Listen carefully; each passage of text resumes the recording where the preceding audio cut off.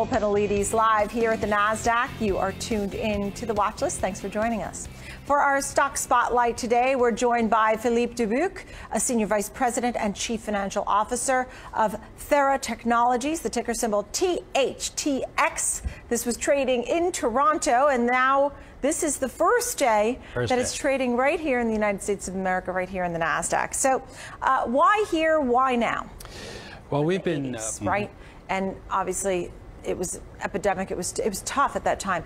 So many advancements have been made. Do people now live, vicariously with HIV? What are the goals of the company versus what we're seeing right now today? Well, what are we seeing today? People infected with HIV live as they become resistant to other therapies. Then they have nothing left, and they do proceed to AIDS, which is still a problem. Right. I have to tell you, biotech has not been so well received of late. I was actually looking at one report that talked, it was at the end of September, there were 6 straight weeks of outflows out of biotech, over $2 billion of outflows, much more than any inflows. And that trend of weekly outflows out of biotech was the longest since mid-November of 2017, not 2018, 2017.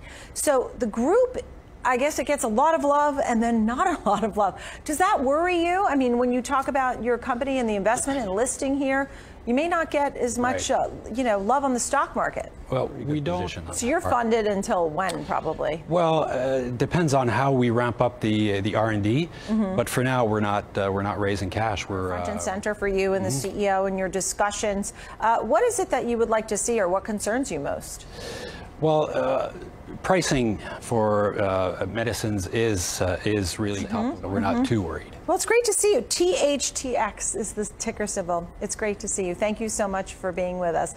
Philippe Dubuc, Senior Vice President and Chief Financial Officer. Great to be back. So isn't that great to see Apple, which so many people have in their portfolios, at a 52-week high, and you see the Dow up over 100 points. But overnight, we sold off, and people were so nervous about what's going on. Are you nervous or optimistic? Well, longer term, I'm optimistic. I would if the pullback is due to this issue, and here's why. The headline. I mean, when you get the noise and you get the headline and you get a quick drop, is that a good opportunity to buy? Well, you want to be selective. You want to know what you're buying. But I mean, to the extent that stock picks that I want to touch on. But some of the other thoughts you had were a volatile October, looking at value stocks. Hey, how about small caps, and don't worry about the impeachment right now? Well, that's right. I mean, some of these. I saw you have CVS, Delta, Altria.